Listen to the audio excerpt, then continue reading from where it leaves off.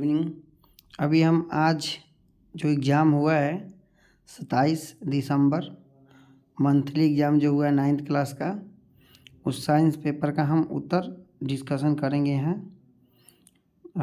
बिना समय को गंवाए हुए शुरू करते हैं। देखिए, पहला जो क्वेश्चन है, दाब का ऐसा ही मात्रक। कह रहा दाब का ऐसा ही मात्रक, तो दाब का हम फार्मूला जानते हैं कि बल बटा क्षेत्रफल होता है, तो बल का न्यूटन होता है और नीचे क्षेत्रफल का मीटर स्क्वायर होता है। इसका ऑप्शन होगा बी।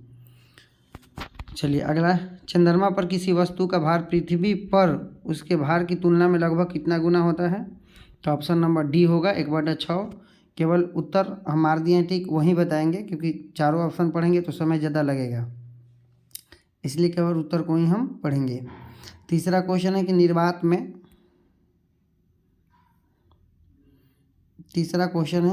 निर्वात में स्वतंत्रता पूर्वक गति करते हुए सभी पिंड, तो कह रहा है कि इसका आंसर बी होगा, का त्वरण समान होगा।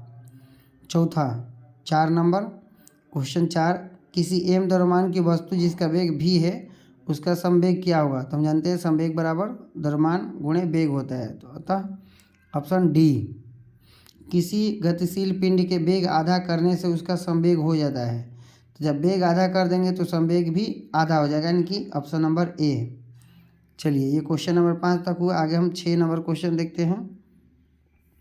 देखिए, चलिए 6 नंबर क्वेश्चन जो है ये है,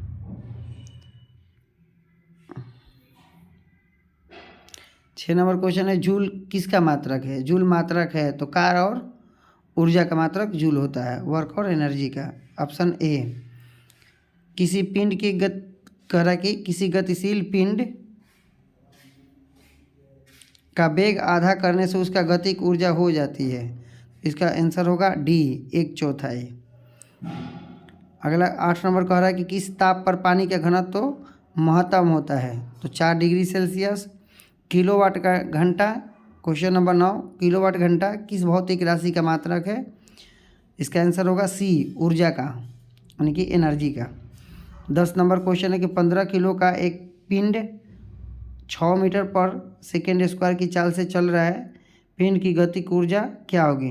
देखिए यहाँ हल किया हुआ, गतिक ऊर्जा काइनेटिक एनर्जी बराबर फॉर्मूला 1/2 mv²। इस पर रखेंगे सबका मान, तो ये कट जाने और कट जाने के बाद जब गुणा करेंगे तो आएगा 270, यानी कि ऑप्शन ए। निम्नलिखित में कौन यौगिक है? तो यौगिक पूछ रहा है, तो ऑप्शन होगा सी, संगमरमर, कैल्शियम कार्बोनेट। अगला कह रहा है 12 नंबर क्वेश्चन, निम्नलिखित में से कौन भौतिक परिवर्तन है? तो ऑप्शन नंबर बी, जल का जमना। ऑप्शन 13, क्वेश्चन नंबर 13 है, फेरस सल्फेट में कह रहा है कि Fe की संयोजकता, यानी कि फेरस का संयोजकता, तो Fe का संयोजकता 3 होगा। निम्नलिखित में से कौन कोबाल्ट का सही सूत्र है? तो कोबाल्ट का CO होता है। अब देखिए यहाँ ऑप्शन नंबर बी में C बड़ा और O बड़ा दिया है, तो कैल्शियम, ये कार्बन ऑक्सीजन दोनों है तो अलग अलग हो गया, लेकिन इसका C कैपिटल और O छोटा होगा, कोबाल्ट हो जाएगा ऑप्शन सी। अगला मैग्नीशियम के परमाणु द्रव्यमान 24 है, तो करके 50 ग्राम मैग्नीशियम में मोल की संख्या, तो मोल बराबर फॉर्मूला होता है मैग्नीशियम का द्रव्यमान बटा मैग्नीशियम का परमाणु द्रव्यमान, रख देंगे, कटाएंगे तो आएगा ये ऑप्शन नंबर ए, 15 का ए। फास्फोरस की परमाणुकता कितना होता है? तो P4 होता है, तो 4 हो जाएगा डी, 16 के डी। 17, किसी धातु के कार्बोनेट जैसे लिखा हुआ है, इस धातु में क्लोराइड का अणु सूत्र होगा, तो ऑप्शन नंबर डी, यानी कि MCl3। चलिए क्वेश्चन नंबर 17 था। अब हम चलते हैं 18 नंबर क्वेश्चन पे।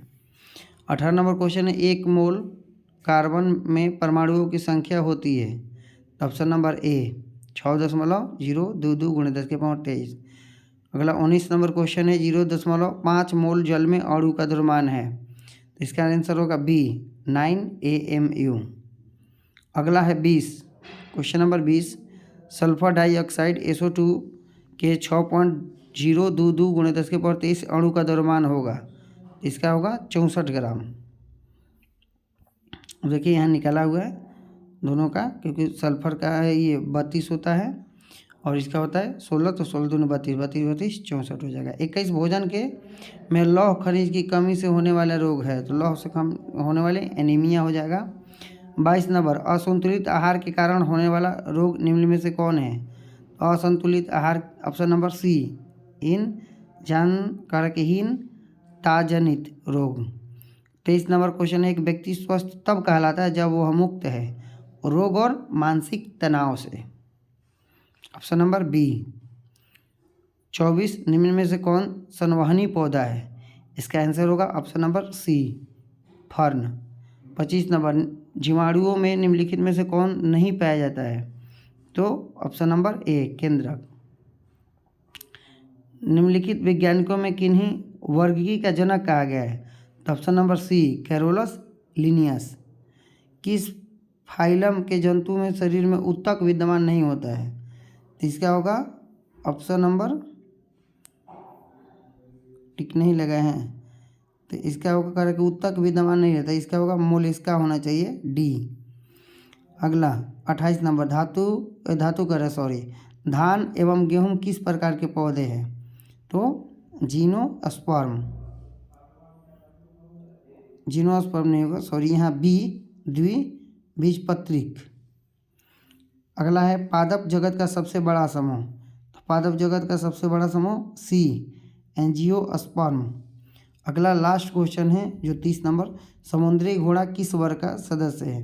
तो इसका होगा ऑप्शन नंबर डी मत्स्य का। इस प्रकार से आप मिला लिए और जितने भी सब्जेक्ट है उसका सब हम डाल देंगे अभी बारी बारी से। चलिए तब तक के लिए धन्यवाद।